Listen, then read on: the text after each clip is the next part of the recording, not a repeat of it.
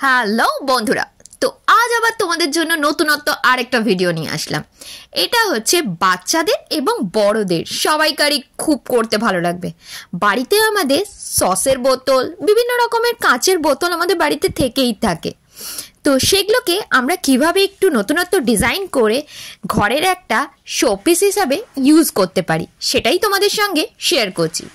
প্রথমে একটা কাঁচের বোতল ছিল আমার কাছে, সেটাকে যে স্টিকারগুলো ছিল সেগুলো আমি জল দিয়ে ধুয়ে তুলে নিয়েছি। তারপরে হোয়াইট কালারের একটা বেস কালার কোট দিয়েছি, যেটা আমি স্পঞ্জের মাধ্যমে দিয়েছি যাতে একটু কালারটা খুব ভালো করে ধরে।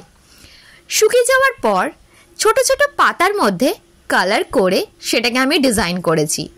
তো দুটো আমার ডিজাইন হয়ে গেল, বেসটা হলো সাদা আর তার উপরে আরেকটা ডিজাইন হয়ে গেল পাতা দিয়ে। তো কেমন লাগলো? তোমরা এরকমভাবেও রাখতে পারো।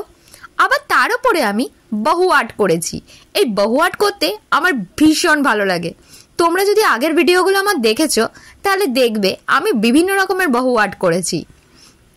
তোমাদের অনেকের রিকোয়েস্ট ছিল যে আমি যেন একটু নতুনত্ব ভিডিও দিই, তো সেই জন্যেই তোমাদের মতো কথা রাখতেই আমিও হাজির হয়ে গেলাম নতুন ভিডিও নিয়ে। তো কেমন লাগলো? বাচ্চাদের সামনে সামার ভ্যাকেশন আসছে, তো তারা বাড়িতে যাতে বসে বোর না হয় সেই জন্যই তাদের মনের মতো কিছু কাজ নিয়ে আমি হাজির।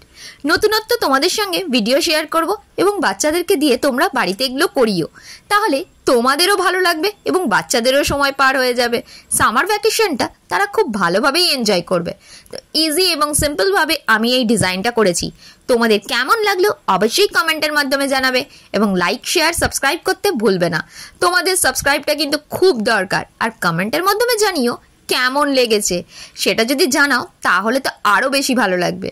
তোমাদের সাপোর্টটা প্লিজ এরকম ভাবেই চালিয়ে যেও। তোমরা যেরকম ভাবে আমাকে সাপোর্ট করছো তাতে আমার খুব ভালো লাগছে। তোমরা প্লিজ এরকম ভাবে সাপোর্ট করো, তাহলে আগামী দিনে আরো নতুনত্ব ভিডিও তোমাদের সামনে নিয়ে আসবো। আর তোমরা কিরকম ভিডিও দেখতে চাও, কিরকম ক্রিয়েটিভিটি জিনিস দেখতে চাও, সেটা প্লিজ কমেন্টের মাধ্যমে জানিও। তো চলো টাটা, আজকের মতো বাই।